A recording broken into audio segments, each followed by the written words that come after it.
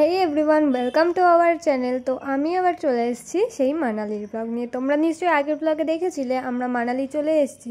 তো আজকের দিনের ব্লগটা কিন্তু শুরু হচ্ছে আমাদের স্নোফলের মাধ্যমে। আমরা যেদিন মানালি ঢুকেছিলাম সেদিন কিন্তু আমাদের দেখাচ্ছিল পরপর 2 দিন স্নোফল হবে।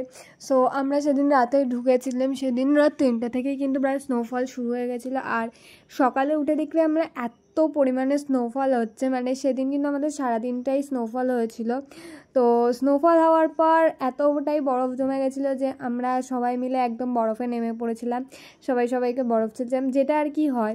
তো সেদিন কিন্তু আমাদের যাওয়ার কথা ছিল হিড়িম্বা দেবী টেম্পেলে, বাট সেদিন আমাদের সকালবেলা কিন্তু প্রচুর পরিমাণে স্নোফল হচ্ছিলো। তারপরে দিকে নবদা খালি গায়ে একটু ছবি ভিডিও ক্লিক করেছিল, কিন্তু বাট এত ঠান্ডা ছিল, কিন্তু ওখানে ঠান্ডা ছিল ঠিকই, কিন্তু আমি একটা নর্মালি কিন্তু জাস্ট একটা হাইনেক আর উপরে একটা কিন্তু শর্ট ড্রেস পরেছিলাম। তো আর নিচে আমার একটা উলের প্যান্ট পরা ছিল, তো অতটা মানে ঠান্ডা সেরকম লাগছিল না। বাট বরফে হাত দেওয়ার পর কিন্তু আমাদের হ্যান্ড গ্লাভস থেকেও কিন্তু প্রচুর পরিমাণে ঠান্ডা যাচ্ছিলো, যেটায় হাত পুরো মনে হচ্ছিলো কেটে যাচ্ছে। তারপর আমরা যারা ঘুরতে গেছিলাম প্রায় সবাই নেমে পড়েছিলাম একটু বরফ খেলার জন্য, কারণ সেদিন যেহেতু আমাদের খুব একটা কোনো কাজ ছিল না, কারণ যেহেতু স্নোফল হচ্ছিলো আর রাস্তায় পুরো স্নো হয়ে গেছিলো বলে আমরা সেদিন গাড়ি নিয়ে বেরাতেও পারিনি। তারপর আমরা যে হোটেলটা নিয়েছিলাম তার পাশেই কিন্তু একটা শর্টকাট রাস্তা ছিল হিড়িম্বা দেবীর টেম্পলে যাওয়ার। তো সেদিন সারাদিন স্নোফলের পর বিকাল দিকে একটু স্নোফলটা কমেছিল বলে আমরা চলে গেছিলাম কিন্তু হিড়িম্বা দেবী টেম্পলে। আর এই রাস্তাটা কিন্তু মারাত্মক খতরনাক ছিল, আমাদের যেতে গিয়ে কিন্তু আমরা অনেকবার পড়েছি। এবার যদি আমরা সেভাবে পড়তাম তো আমরা ডিরেক্ট কিন্তু খাতেই চলে যেতাম। তো আর এখানে গিয়ে এত সুন্দর দৃশ্য তোমরা দেখতে পাচ্ছ, পাতার মধ্যে বরফ জমে রয়েছে। আর এখন আমি যখন ভয়েস ওভার দেখছি তখনও কিন্তু আমার সেই দৃশ্যগুলোর কথা মনে পড়ছে। তো তারপরে বাড়ি এসেই আমরা কিন্তু বাড়ির থেকে এই ডেকোরেশনের হ্যাপি বার্থডে লেখা ব্যানারটা নিয়ে এসেছিলাম, কারণ গেদু কাকার জন্মদিন ছিল। তো গেদু কাকা বলেছিল, আসলে আগেকার দিনে মানুষের যেহেতু বার্থডে মনে থাকে না, তো গেদু কাকা বলেছিল আমার জন্মদিন যাতে বরফে গিয়েই করা হয়। তো তাই জন্য আমরা কিন্তু মনে রেখে গেদু কাকার জন্য একটা কেক নিয়ে এসেছিলাম আশেপাশে পাশের একটা শপ থেকে। আর পেছনের ডেকোরেশনটা কিন্তু আমি বাড়ির থেকেই নিয়ে এসেছিলাম। আর আমাদের ওখানে কোনো টেবিল ছিল না বলে কিন্তু আমরা একটা ট্রলির মধ্যেই চাদর দিয়ে রেখেছিলাম। আর এই খাটগুলোর পিলোগুলো এত সফট ছিল যে এখানে কেউ মানে বসলেই যাতে ঢুকে যায়, মানে এরকম টাইপের সফট ছিল। তো তারপরে গেদু কাকা এসে কিন্তু কেক কাটিংটা করে নিয়েছিল। আর এইটা ছিল কিন্তু নেক্সট ডে কিন্তু আমরা সারাদিন স্নোফলের পর আমরা বেরিয়ে পড়েছিলাম সোলাং ভ্যালি যাওয়ার উদ্দেশ্যে। ঘুরতে এসে কেমন লাগছে? ভীষণ ভালো লাগছে, ভীষণ। কেমন লাগছে দাদা? আমার পায়খানা পাচ্ছে। বলো এবার কিছু বলো। আজকে আমাদের 3 নম্বর দিন। কালকে আমরা বোকার মতন ঘরবন্দি ছিলাম, আজকে ঘর থেকে বেরিয়ে গাড়িতে যাচ্ছি। কেন ঘরবন্দি ছিলাম সেটা বলো। বরফে এত পরিমাণে বরফ পড়েছে, রাস্তা পুরো জাম ছিল। আচ্ছা, এখন আমরা কোথায় যাচ্ছি? আমরা যাচ্ছি সোলাং ভ্যালি। সেখানে কি আছে? সেখানে বরফ দেখতে যাচ্ছি, নাচবো বরফে, নাচবো, ড্যান্স বাংলা ড্যান্স, ঠুমকে বরফে ডুব দেবো। চলো, এই যে নবদা। হ্যালো নবদা।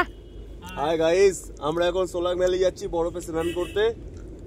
অনেক পুকুরে নদীতে স্নান করে এসেছি ড্রেনে, এখন আমরা বরফে স্নান করবো, বরফে ব্রো। হ্যালো জেঠু। ঘুমাতে হ্যাঁ। সেদিন কিন্তু সকাল দিয়ে প্রায় প্রতি মুহূর্তে কিন্তু স্নোফল হয়ে গেছে। তো আমরা ভেবেছিলাম তো আমাদের আর সোলাং ভ্যালি যাওয়াই হবে না, বাট আমাদের অটল টানেল আর শিশু কিন্তু যাওয়ার প্ল্যান ছিল না, কারণ সেই সময় অটল টানেল আর শিশু কিন্তু বন্ধ থাকে। তো আমরা সোলাং ভ্যালি যাওয়ার উদ্দেশ্যে ফার্স্টে আমাদের আগে একটা গাড়ি বেরিয়েছিল, সেই গাড়িটা মানে যাওয়ার জন্য। এই সময় কিন্তু গাড়ি প্রচুর পরিমাণে স্লিপ করছিল, বাট আমরা তাও গেছিলাম। আগের গাড়িটা যেহেতু পৌঁছেছে, তো আমরা প্রায় বেরিয়েছিলাম 3:30 নাগাদ। তো সেই জন্য আমি একটু লিপস্টিকও পরার সময় পাইনি, মানে জাস্ট ওই গাড়িটা পৌঁছেছে মানে আমাদেরকে এখনই বেরোতে হবে। তো আমরা খেতে নেমেই আর উপরে যাওয়ার সময় হয়নি, তো আমরা বেরিয়ে পড়েছিলাম, কারণ আমাদের দেখা নিয়ে মেন উদ্দেশ্য। তো ওখানে গিয়ে আমরা সেরকম ফটো ক্লিক করতে পারিনি, কারণ তখন কিন্তু প্রায় সন্ধ্যা হয়ে এসেছিলো। তো তারপরে সোলাং ভ্যালি যাওয়ার সময় মানে আমরা তো ওই রাস্তাটা যেটা শর্টকাট ধরে উঠেছিলাম, কারণ পুরো রাস্তাটাই কিন্তু যেতে গেলে আমাদের প্রচুর পরিমাণে সময় লাগতো, তাই জন্য আমরা কিন্তু এই শর্টকাটের রাস্তাটা ধরেই উঠেছিলাম। আর এখানে উঠতে গিয়ে কিন্তু প্রায় সবাই একবার কি তার বেশি করেই পড়েছে, কারণ এই মানে বরফের উপর যখন হাঁটাচলা করা হয় তখন কিন্তু জায়গাটা পুরো স্লিপ হয়ে যায়, ওই জন্য কিন্তু আমরা সবাই মিলেই একবার করে পড়ছিলাম। আর এখান দিয়ে আসার সময় আমাদের সঙ্গে একটা খুবই বড় একটা বিপদ গেছে আমার উপর দিয়ে, কারণ এরকম স্কেটিং করে যেতে যেতে আমি একটা খুব জোরে পড়ে গেছিলাম। তো সেই সময় আমার হাতের রিস্টে কিন্তু খুব জোরে লেগেছিল, আর সঙ্গে সঙ্গে কিন্তু আমার হাতের রিস্টটা ফুলেও গেছিলো। তো তারপরে মা উপরে এসেই করে নিল স্কেটিং, আর এদিকে কিন্তু মা স্কেটিং করতে পারছিল না, বাট তাও চেষ্টা করছিল। আর দাদা চলে গেছিলো কিন্তু প্যারাগ্লাইডিং করতে।